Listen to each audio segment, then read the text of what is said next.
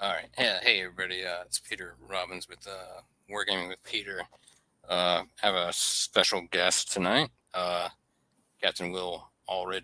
I hope I pronounced that correctly, by the way. Yep.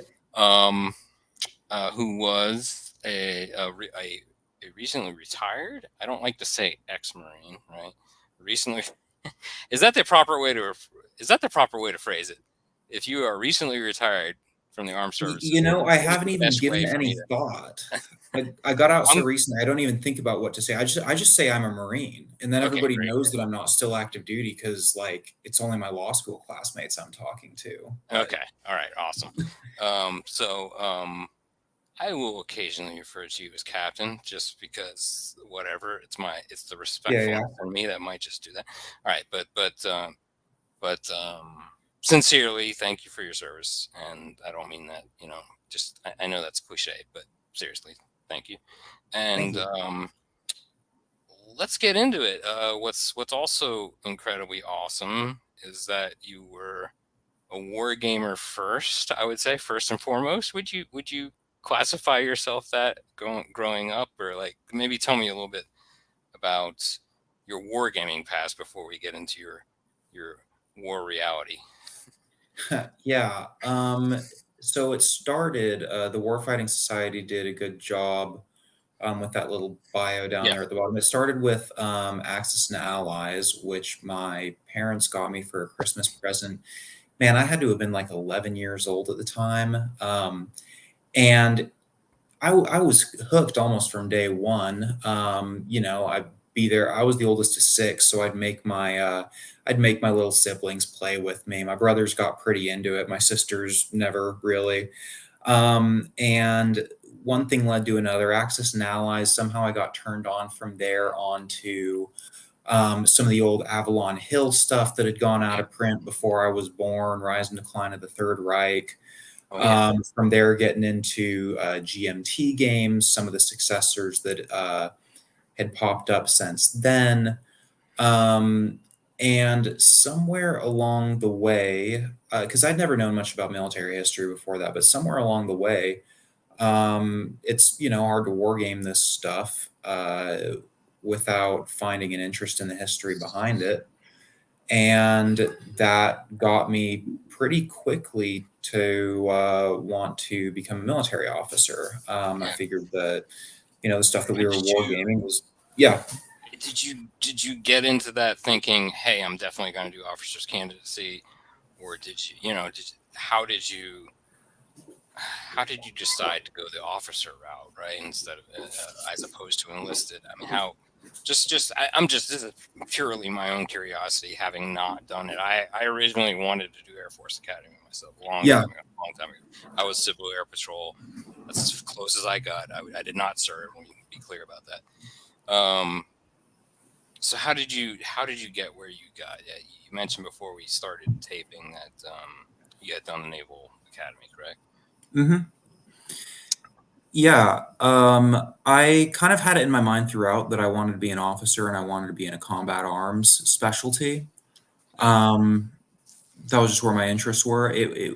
And because of that, I knew that I wanted to go to a service academy. I mean, in my mind, it's analogous to if you want to, be a great engineer, you go to MIT. If you Sure. want to be a military officer, the intuitive decision is to go to a service academy. Um, so I did that. I went to Annapolis, service selected Marine Corps ground. I kind of knew throughout my time there that I wanted to be an infantry officer, and that was what I ended up doing. There was a lot of competition to get there, and fortunately, I ended up being able to make it work. What was I remember, if I recall, this decades ago, of course, that in some of those cases you actually had to get like a senator endorsement or a House of Representative endorsement and so forth. Is it the same level of getting into the Naval Academy? I just don't know. Did you have to go through any fiery hoops to get in that you remember? Yeah, there were a lot of hoops to jump through. One of them you talked about. It's each congressman or representative will have a certain maximum number of candidates who they're allowed to nominate to the academy. And so it's kind of like a parallel application process. You reach out to your congressman, you say, hey, I don't even remember what the number is. I want to compete for one of your 5 slots, one of your 10 slots to Right. go to the Naval Academy. And in my case, there wasn't an interview process because I grew up near Dallas, and there were, I think, too many people who wanted to do that for an interview to be practical. But Mhm. I submitted my materials. I was admitted to West Point and Annapolis, and then also Okay. to Harvard for undergrad, which is funny because the only one that was really a tough choice was between West Point and Annapolis by then. Mm. But that was how that worked. So And then there was like a physical point, fitness test as at well. that point, you didn't necessarily say, maybe I'm being naive here, but if you had done West Point, you would have gone candidacy for the Army, correct? I'm not Yeah. mistaken, Yeah. right? Yeah. Okay, okay. I just wanted to make sure. I just wanted to make sure I wasn't being adult there. Yep. I used to live about an hour up from there, by the way. In beautiful Saugerties, New York. So how did you come about making Kriegsspiel 2030? Just to kind of let folks know how I even found out about Captain Allred. Is I don't know how I think I was searching for something else and I just happened upon this. It was a recent article, maybe yeah, or the algorithms of the dark net or whatever got me and sent me here. And I'm very happy they did because I love this rule set. I'm I'll so just start. glad. I'll lead in with that. Um, and the reason I think I like it as much as I do is it just feels unique, like your additive suppression levels, and we'll kind of take a closer look at the rules here in a moment. But I don't know of any rules that kind of take it from more of the suppression first standpoint, right? Yeah, I hope you get what I'm getting at here. It's kind of how did you get to where you ended up with this rule set? Was it anything like this throughout its birthing, if you will, or I mean, as it became a concept?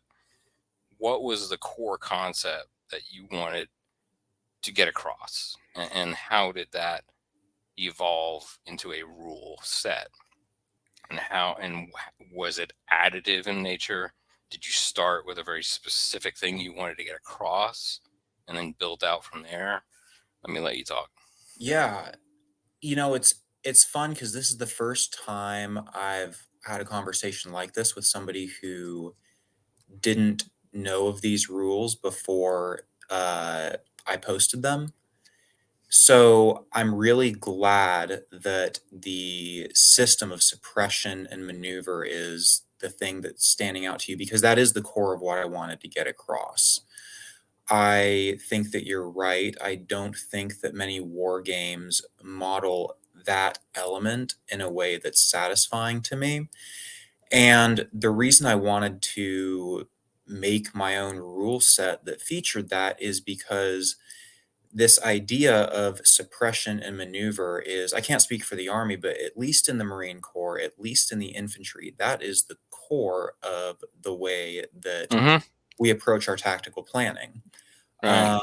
We don't generally think of things in terms of attrition. We generally think of things in terms of what can a support element do to allow a maneuver element to get to its objective, and then that reflects in the way we train. So the problem is because there aren't many war games that Right. incorporate suppression in a satisfactory way as a core mechanic. I wanted to create a game that would be easy to learn, short to play, intuitive, and relevant to real world tactical planning, and then to try and push that out to as many people as I knew still in the Marine Corps as could maybe find use for it. So what was the impetus? What was the drive to do this? What position were you in within the Marine Corps that gave you not only the opportunity but the desire to make these rules? Yeah, as far as positions in the Marine Corps, I was a rifle platoon commander for a while, and then after I got back from deployment to Okinawa, I was staff at the Marine Corps School of Infantry East. So we were part of the pipeline. So every new Marine, after they graduate from boot camp, comes to the School of Infantry. In my case, I was part of Infantry Training Battalion. So those who were specifically going to be infantrymen went through the combat instructors in my company before going off to their operational units. So that was the position I was in. And I'd kind of toyed with the idea of going into a career after getting out of the Marine Corps and something to do with wargaming. I didn't end up doing that, but that kind of put the bug in my head that, hey, maybe I could just write something up that would actually be good for training and useful for people. And that was kind of the kick. I was a first lieutenant at the time. And by the time I finally put pen to paper on it, I was just thinking, hey, look, I know I'm not going to be in the Marine Corps forever. So, I'll be damned if I get out without leaving some sort of a thing behind that can be useful for someone else after I'm gone. Good legacy, right? Yeah. Yeah. That's really, it's really good to hear that. I don't know why that hits me home. Did you Yeah, so you'll see? see that I copyrighted it. And that wasn't, I don't know, that wasn't even because I wanted to monetize it. I have no plans of making any money at all off this. Right. You just didn't want Really, I somebody just else. copyrighted it just on the 1 in a million chance that somebody else would Right. try and turn it into a for-profit thing. Right. Sure. Um, Absolutely. really trying to prevent this from being So anything other than completely accessible to Marines who could use it. where, okay, in your daily operations and your daily training, was there room for this? Now, what? And I'll explain why I asked this. Yeah. I feel like the training curriculum is so full otherwise that I'm aware of. Again, civilian. But from my impression in talking to ROTC programs in particular, there seems to be the plate is full, right? Yeah. And I would assume where you were and what you were doing, it was pretty darn full. Did you foresee these or any other similar approachable war game?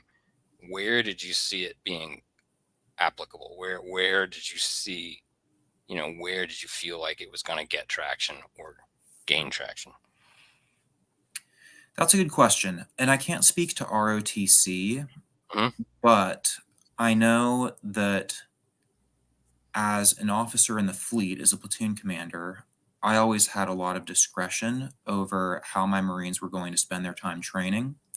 Okay. And the key audience in my mind has always been Marines who not necessarily who are going through their entry level training pipelines, other than, Okay. maybe Marines going through entry level are going to have a little bit of free time on their own if they have interest in expanding themselves. Great. I tried to make this as easy to learn as I could so that people could do that. But primarily for when Marines are in the fleet, and I say Marines, I mean, this could be just as applicable to the Army. But when Marines are in the fleet and their squad leaders or their platoon commanders or their company commanders have some discretion over how they're going to spend their time, I want them to have this on their plate as one of the options. Yes. And for that reason, I tried to make it easy to learn, quick to play, Yeah. trying to mitigate all of these, all the reasons that you and I both know that you couldn't just pull out a game of advanced squad leader, teach people Did in an you afternoon and get meaningful gameplay. And that's just not realistic. did you ever package this up as a printable, like a print on demand type of package? I mean, obviously, this is a very complete. First of all, it's a very complete rule set. But did you ever, for yourself, for your own unit or a training facility, did you ever like even create like a boxed prototype for it locally for personal use or for unit use? Yeah, I finished this right around the same time as I got out. So I Mm, didn't have a lot of time to try to push for it hard in my unit while I was there. But as far as the print on demand thing, I mean, I thought you can't get much simpler than, hey, mhm. here's a link to the Google Doc, here's a PDF, anywhere you've got a printer, here you go. And it really doesn't require any components that people don't already have. Really all Right. you need is a deck of playing cards and, a And PDF of the rules either pulled up on your phone or printed off on some 8x11 paper. right. And I think you even mentioned this, but even taking a Marine Corps Gazette TDG, it's a tactical decision game, and kind of it's pretty, those in and of themselves are relatively portable unto themselves, but you could literally take a TDG and map it or transpose it to this and pretty easily play it, Which is play it out. exactly what I want to have happen. Yeah. Because you Yeah. take these TDGs, and what happens is when you run a TDG as a unit so many times, hey, here's the tactical situation. Here's what I would do about it. And then you nitpick each other's plans and say, oh, I think that's great because X. I think it sucks because Y. I think here's a better way. But all you do is talk about it, and you don't get a chance to actually fight it out and figure out what the holes are through somebody else trying to exploit the holes in your plan. I just think that talk is no substitute for that. And so, yeah, that application of porting a TDG over into a war game and actually seeing how it goes when you execute your plan is one of the big things that I wanted this to be capable of. I don't know if we want to. I don't know how much time you have, first of all, but I was gonna bring up a map and just kind of talk about this a little bit. I think the key, the component that we were kind of both equally impressed about, even though you wrote it, so is these units of suppression. This is brilliant. I truly have not seen any other rules do this, where everything is expressed in that terminology. That is the commodity, if you will, right? And it's really brilliant how you did this, and then it's additive, right? It's additive, and based on what you do. I don't know if you want to maybe slow roll through this just real quick, just to kind of give people an idea of how the suppression works. I don't know if you want to give like more of a high level. I don't know how nitty gritty you want to get into this, but maybe just for I'm the viewing comfortable with audience, that. maybe.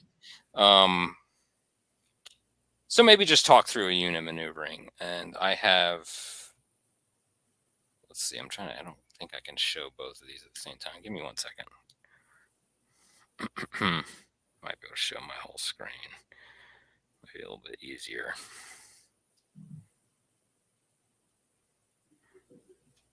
Okay, do you see everything? Yeah, I got it. Okay, so I do have your rules here, because I do realize that even though you wrote the rules, doesn't mean you remember every single darn line. All right. So I've taken a TDG here. Oh, neat. Yeah. This is the Rahadnak Valley TGG, and for I've taken the liberty of using. This is actually from Take That Hill. I've stolen a lot of stuff for this from Take That Hill, which is international or UK Fight Club war game. Look it up later; it's very good. So we just have some simple infantry sections here, right? A section becoming a platoon, a section upchaining to a platoon. In this case, these are the insurgents, if you will, quotation mark. We won't say where or whatever. Obviously, it's somewhere in whatever fake country name we want to use. And all right. So these are the NATO or U.S. forces. Again, a platoon each. We got a full company represented here. Whatever. All right, so maybe just walk me through. I'm going to just take a platoon on a platoon, just for giggles. And I'm also going to give them I'm going to give the enemy maybe a machine gun. Sure. Oops, I don't know how that happened. So just they have a little bit of HE support as well. So walk me through maneuvering. First of all, what kind of maneuvering are you using here, as far as distances, as far as depicting? Okay, so you're using including a 100-meter scale, assuming hexes, then, correct? Actually, I did not have any sort of hexes in mind. I Okay. wanted somebody to be able to draw up any sort of a map they wanted, Mm, okay. or even be able to put together a like a terrain model built out in the dirt is a pretty common way that we brief our orders, and then just be able to be ready to go with whatever you had on hand. Okay. So, for example, when I've done that, usually a playing card is part of the component. Oh So shoot. Yeah. Hold on. I could. if I were to do something like that, I would maybe use the long end of the playing card, and then that would end up becoming my scale that I would end up Interesting. using. Interesting. Um, I did pull in a deck for us real quick, just in case. yeah, And I that's know fine. I think we ignore jokers. I think is one thing to call out. Let me scale this down just a little bit. There we go. All right. So we have a deck ready in case we need it. Yep. So you've already done half the work here as the referee. You've kind of set up your scenario on whatever map it is that you've chosen to use. And Yeah, so we'll the call these first, 100 meters each, right? I mean, just yeah, that's for fine. We call a scanning. hex 100 meters. That's fine. And so the first thing that you're going to do once you have that set up is each player is going to have their own piece of paper. And without getting too into the nitty gritty, because you got the Mm-hmm. rules there and anybody who listens to this can pull them up, you're going to want to have each of the players in secret write down what their command is for their unit. And what that's going to be comprised of is which enemy unit is this friendly unit targeting, Mm-hmm. and how is this friendly unit moving. Right. So if they're staying stationary, then they're going to be able to shoot at full effectiveness. If they're just picking up Mm-hmm. and sprinting, they're not going to be able to shoot at all. And Mm-hmm. anywhere in between, they can cover and move or fire and move at the same time. Yep. What That you're is a very brilliant thing, even in and of itself, right? It's not only the suppression factor of it. It's just, yes, other rule sets do give you. It's. I really like you've almost baked in phasing. You've like reduced all the phasing by compressing this right here, right? Do you know what I'm getting at? It's like Yeah, a lot of other rules add a bunch of rules around that, right? But somehow you've like compressed it. This is brilliant. First of all, I feel like this I don't see this very often. You'll get some version of this, but it's usually affixed with a bunch of extra rules to it, right? I don't know mhm. how. I don't. So did you just generally speaking, did you have anything to rule sets that did you try to like divorce yourself from any rule set you ever read? Because it kind of feels like you did. Um, no, I wasn't deliberately divorcing myself from anything. And in fact, when you get closer to the bottom of that document, you'll see rules for using high explosives that are Right. actually going to look very much like they've been influenced by Advanced Squad Leader. Yeah, sure. That there are some sorts of assets that you're going to adjudicate hits or misses on in a way that you won't when you're just firing with your rifle. It's almost analogous to the ASL concepts of inherent firepower versus ordnance. Hmm. Um, but other than that, no, the inspiration, so to speak, wasn't a game's rule set. Like I said, I made this to try and identify a gap. The inspiration was what is the intuitive way that Marines tactically plan, Hmm. Hmm. and how can I translate the way we think how can I translate the way we think about our tactical planning into some rules that make that as kind of seamless and intuitive as possible. Right. I don't know if that makes any sense. I feel like I've kind No, of used the same words too many times and maybe I'm not getting the meaning across very no. well. You want. I mean, you want to kind of help build muscle memory of it, right? Yeah. Bit, yeah. In this Yeah. case, your brain. You know. I want to be able to take what Marines actually do when they're training and just Right. let them do it on paper That's instead of yes. on a live fire range. Right. Right. And keep it simple, which I think Yes. we've accomplished. All right, cool. Sorry, I interrupted you a little bit there. No, perfect. Go forward with kind of moving through the motion here. Yeah, so at this point, everybody has written down who's shooting, who's moving, who's doing both, and for the guys who are shooting, what's their target. The next part is where the referee, the guy in the room who knows the rules really well, kind of earns his paycheck. And by the way, that was another thing that I really wanted to be in there, was the idea that only one guy in the room needs to know the rules like the back of his hand. That can be the squad leader, it can be the platoon commander.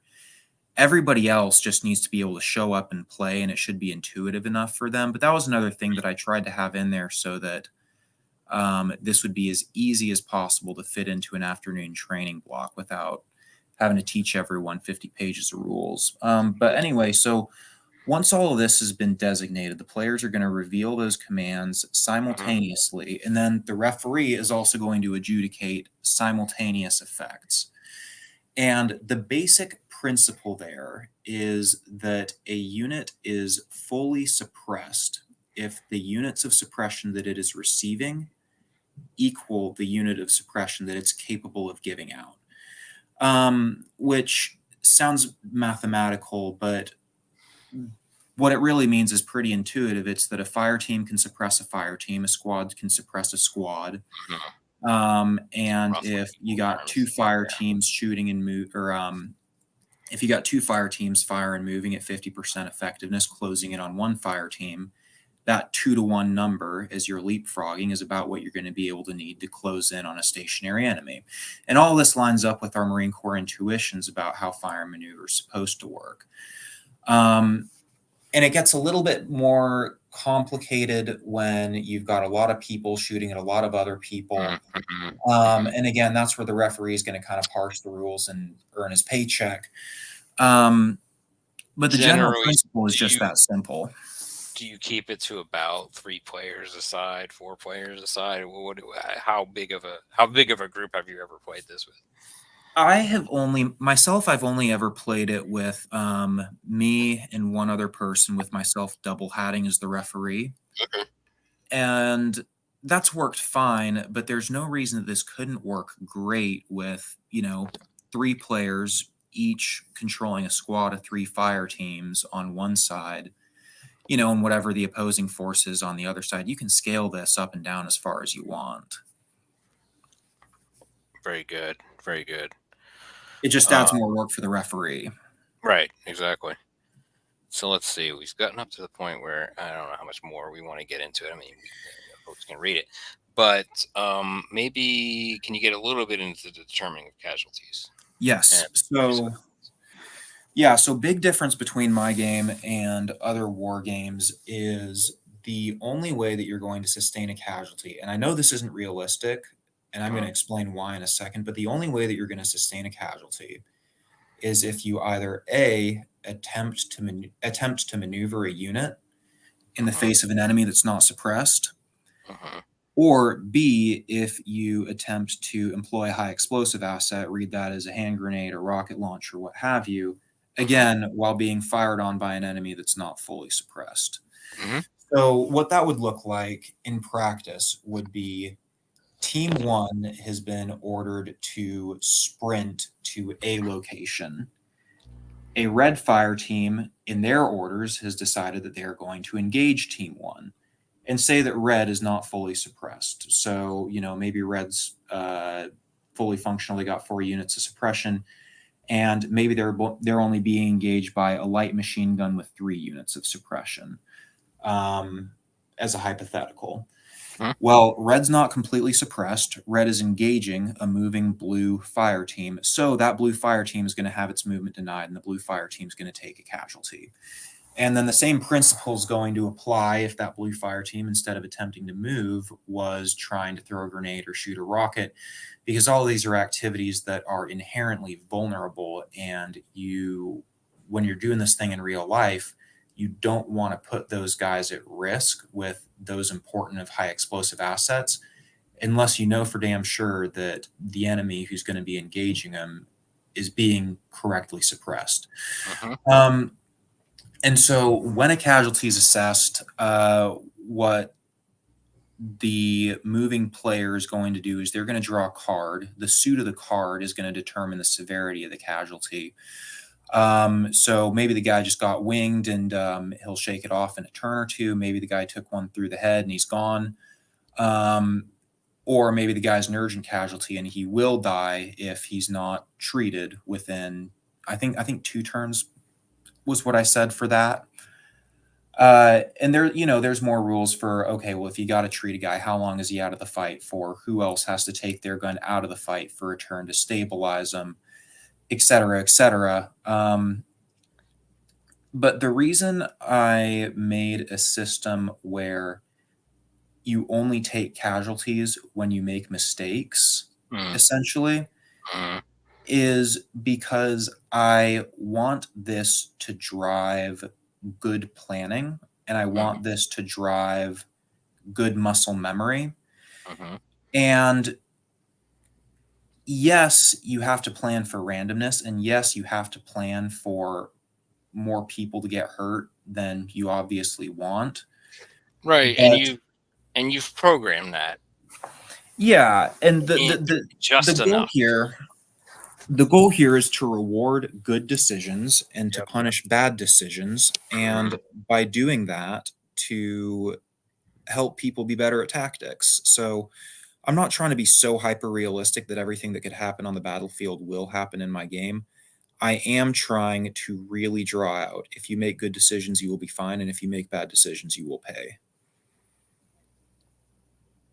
Very good. Can you get a little bit into what then occurs in close combat? Are there any significant differences in, fires versus close combat? Well, Yep. close fires. Yep. So in close combat, because again, this is trying to drive good tactical decision making, and this game isn't really purporting to be a good model of when you're in the trench fighting with bayonets.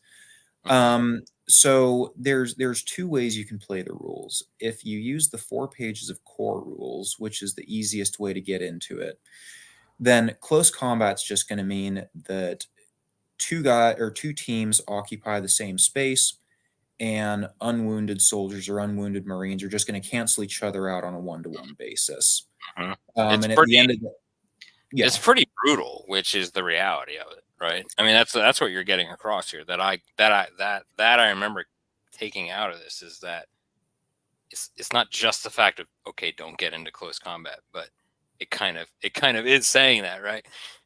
Please correct me if I'm wrong, but yeah, I got from this that, and again, if this was the training effect, then so be it.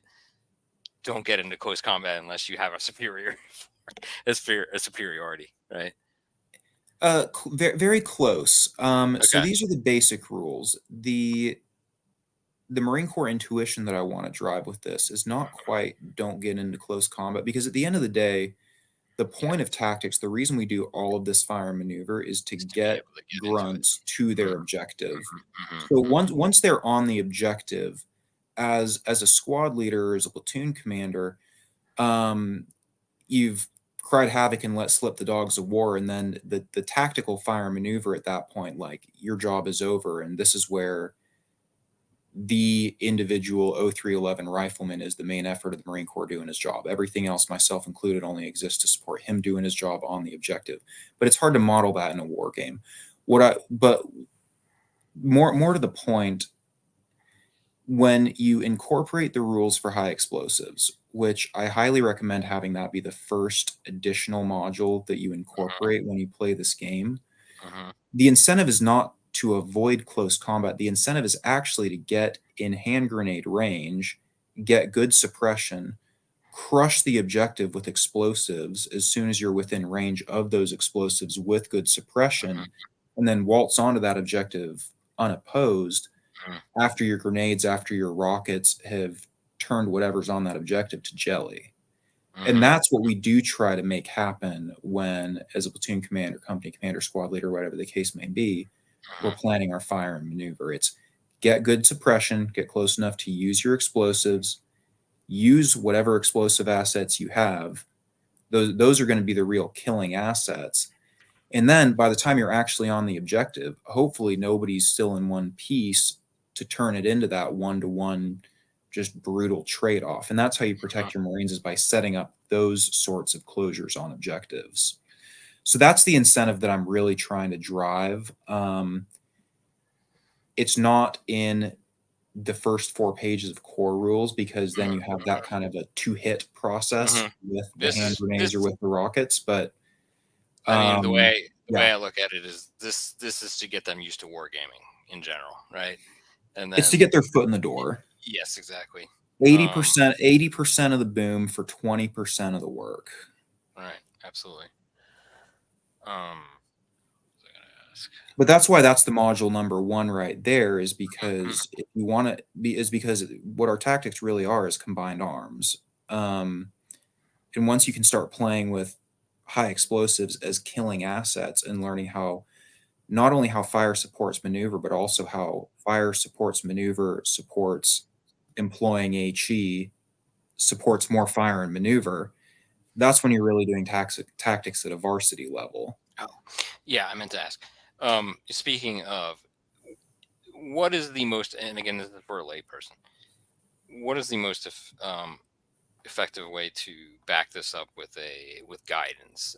Is there a particular tactical guide for the Marine Corps in particular, or if you are aware of it for U.S. Army as well? Like, what I think would even would buttress this, if you will, or support it, would be kind of like referencing even the tactical guidance, right?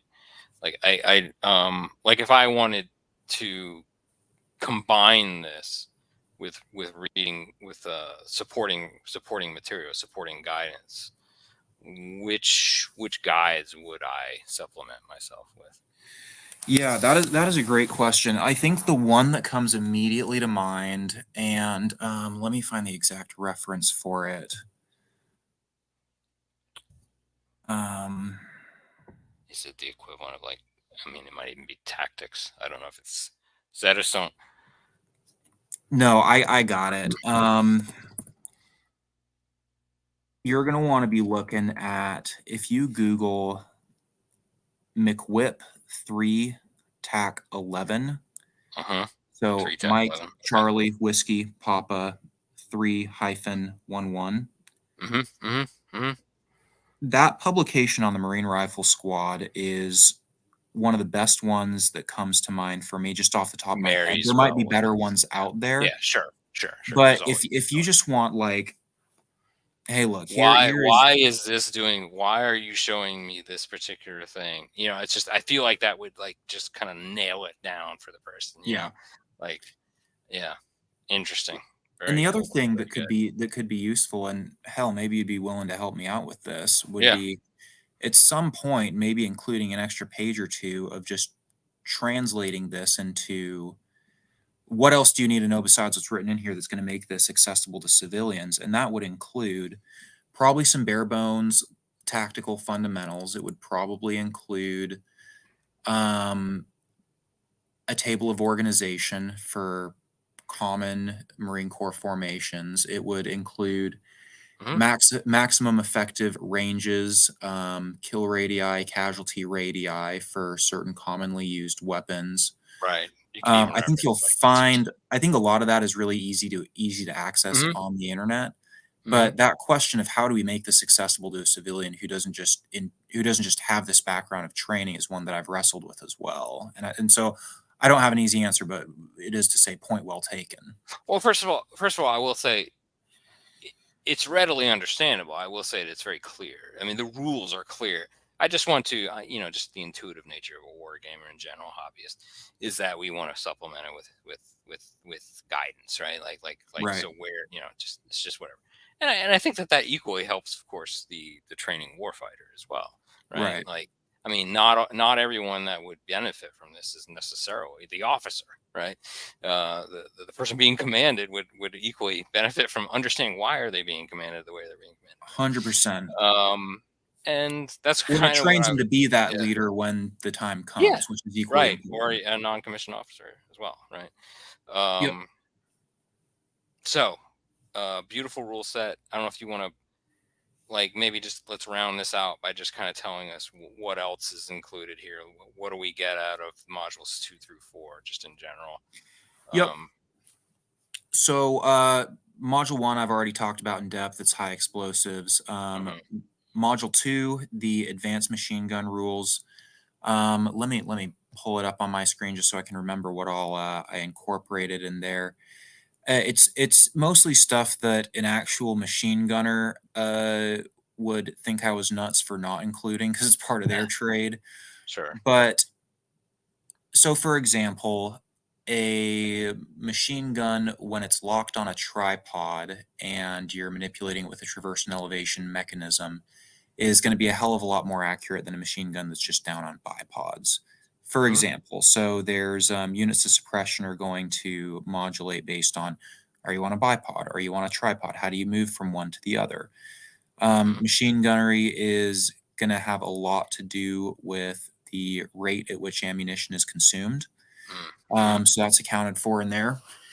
It also has to do with once you get up on a tripod, something that you have to appreciate tactically is letting those machine gunners adjust their fire onto their target after they've put it on the tripod and using some tactical patience. So you see that reflected there in the machine gun rules. And then also what's called PDFs or FPLs, principal directions of fire or final protective lines, which is essentially, usually you would employ this in the defense, but it's essentially this idea that if you know where the enemy's going to be coming from, or if you know where you want to protect the most, then you can set your machine guns up before the fight even starts in such a way that it's just ready to go on that specific spot. So you account for that by making those fires more effective. So that's the machine gun rules. For the indirect and aerial fires, what you've got is, I mean, essentially the rules that you would use for calling in any sort of like mortars, artillery, air support, and that's some extra flavor that you can have if you want them. Specifically, mortar support is a big deal for what lets fire and maneuver happen. And then this double blind is if you want to play it with 2 players in 2 separate rooms and 2 maps as the referee is a go-between, then you can start bringing in elements of, well, what happens when I don't know exactly where the enemy is until we bump into each other, and how does that affect my tactics? Very good. It's very nice that you've incorporated that as well. Let's see. I hadn't looked at the quick references. Just looking at it real quick. Oh, very good. So there's not a lot of, maybe I missed it, but there's not a lot of distances involved, right? Right. There's not a lot of. Let me look back just to make sure I'm not. For which part are you referring to? Just as far as like ranges and stuff, there's not a lot of things that you need to check, right? Which is great. There's not. What there is I have a line somewhere in the core rules. I can't remember exactly where it is. I think it's in the rules on suppression that a weapon can engage it farther than its max effective range. And that max effective range is a point of background knowledge for military players. So, for example, I might make an idiot out of myself right now, but an M27 infantry automatic rifle. I think that the doctrinal max effective range for that was 550 meters last time I checked. So, for example, now in these scenarios, you're not likely to be using one of those things outside its max effective. But for the high explosives, you're generally going to estimate that a guy can throw a grenade 35 meters, and he's not going to get it further than that. Or, looking up what's the max effective for these given rockets. And then you're going to cross-reference that when you do use your high explosive hit or miss table there on page 11, you are going to cross-reference what percentage of that HE asset's max effective range are you working at. And that's going to influence your probability of a hit. Very good. Very good. Yeah, that's what I'm looking at now. Very good. It's a well-designed game, just flat out. It takes a lot of realistic training and guidance into account, and then translates that into a very playable game, right? An approachable game. So I absolutely applaud you on that. And somehow you've also created quite a unique mechanic as well, right? Right. So from a pure hobbyist perspective, this is a very unique set of rules, and they are freely available online. I will reply with the link to how to get to these. And Sorry, you can hear my cats in that's the okay. background here. They always roll 20s for attention. Yeah, I think I'll have maybe more questions as I play the rules a little bit more, but I think it's an incredibly effective set of rules for what you were intending, and I appreciate you taking the time to talk to me about it, because now I have a even better appreciation for the rules, because I think you've nailed it, right, as far as what you're intending. So I hope you feel you have too, because I think you deserve that. Well, I really appreciate your saying that. Yeah. I'm really gratified. Thank you. Yeah. So where to next? Where do you see yourself? I mean, you recently have moved on from the Marine Corps. Now you're training to be a lawyer. A living shark, as we call him. I'm just kidding. What area of law are you going to get into, by the way, if you don't mind me asking? Yeah, no, that's fine. I'm really interested in election law. Oh, very good. Interesting. Yeah, I mean, to me, right, the military oath, support and defend the Constitution against all enemies, foreign and domestic. And Right. to me, getting to help sustain just kind of the democratic system of people vote, the people they vote for go into office. That is democracy. We need to keep it working that way. It feels like a really natural extension of the reasons I wanted to get into the Marine Corps in the first place. Interesting. And I hope and I truly feel that you've got as much training through the military, through your service, as you will through your legal training. I appreciate individuals that have such a thing as a goal. So that's really good. Thank you. Where did you envision going further with these rules? Did you envision potentially? I mean, obviously you wrote them pretty recently, right? Yeah. Have they obtained traction at all in PMEs and professional military education facilities? Have you kind of brought these to the attention of even any other armed services as well? That's a great question. And if you have connections with other armed services, Right. feel free to let them know. Yeah. I have some friends who are instructors now at some of the other entry level officer schools in the Marines. They've said they liked it. None of them have yet called me excited, saying that they've run a game with their lieutenants. But I have heard that it's getting spread around. I got a text from one of my Naval Academy classmates over at one of those schools who I hadn't talked to in years, with just like a picture of a printout of Kriegsspiel rules. That's the best So I, compliment. yeah, so I thought that was evidence of a good thing, that it's making it Yeah. further than just the people whose hands I put it into directly. And, I got guys like you reaching out. It looks like, at least on some of the web pages where it's been pushed out, I got people who are, seeing it and taking notice. So early stages, but yeah, man, if you know any other ways to push this out and get Yeah, I'll people get it into around. it, be I'll my pimp it out guest. for you. Oh yeah, we'll get it around. Um, do you envision staying in tune with it, if you will? Obviously, things are still fresh in your mind from your service. Do you plan on even play testing it further yourself, offline, if you will, and improving it any? I personally think it's pretty darn rock solid already.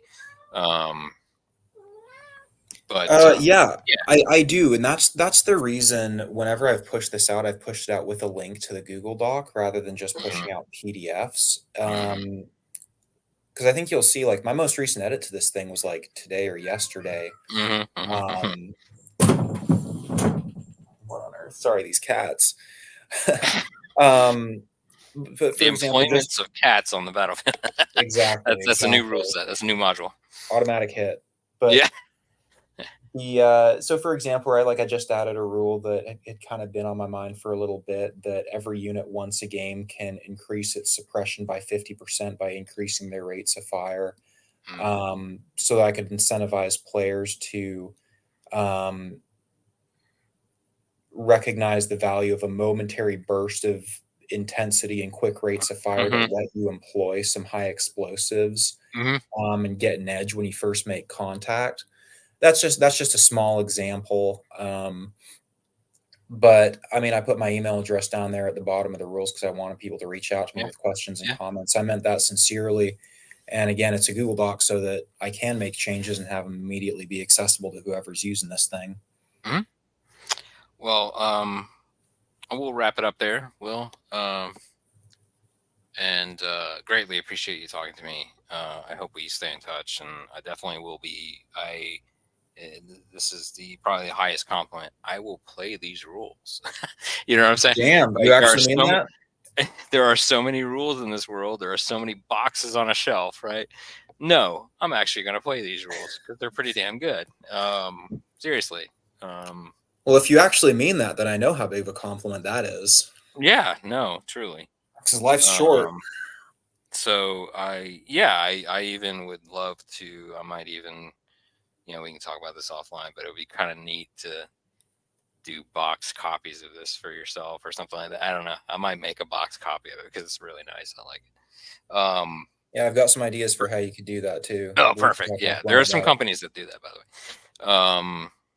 So yeah, I put this absolutely on par with other similar titles. Take That Hill. There are a lot of other fight clubs and so forth that are kind of trying to do similar. And just the fact that I appreciate the fact that you took the effort to make them and followed through on creating and disseminating them, right? And it's just a personal agenda of mine that I feel like, yes, PMEs can benefit from these as well, but I personally would love to see them in the hands of the occasional enlisted person and then junior officer and just ROTC, right? Agreed. And because I feel like that's where you get, you're going to get that 1 out of 20 or 1 out of 10 or 1 out of 5 or probably even more than we imagine. People are just going to get it's just going to click. It's going to click for people to beyond the PT, right? Beyond the training, the regimen, that you can actually train your brain to a good degree and what the hell, have a little fun in the meantime, right? A little bit Yep. is fine because that's the best way you learn, honestly. Yep. So fully appreciate the fact that you designed them, implemented them, and have distributed them in the way you have. So bravo. So, and thanks again, Will, and we'll definitely talk again here soon. All right. Thanks, Peter. I sure appreciate it. And thanks for helping me get the word out on this thing. I do think, like you do, that this is a good product. I don't take all the credit. I got to give a shout out. There are a lot of Marines who have kind of helped me play test this before I ever tried to put the word out. Guys smarter than me in a lot of cases. I'm just the one who put pen to paper on it. So Mm. I Mhm. appreciate your taking the time.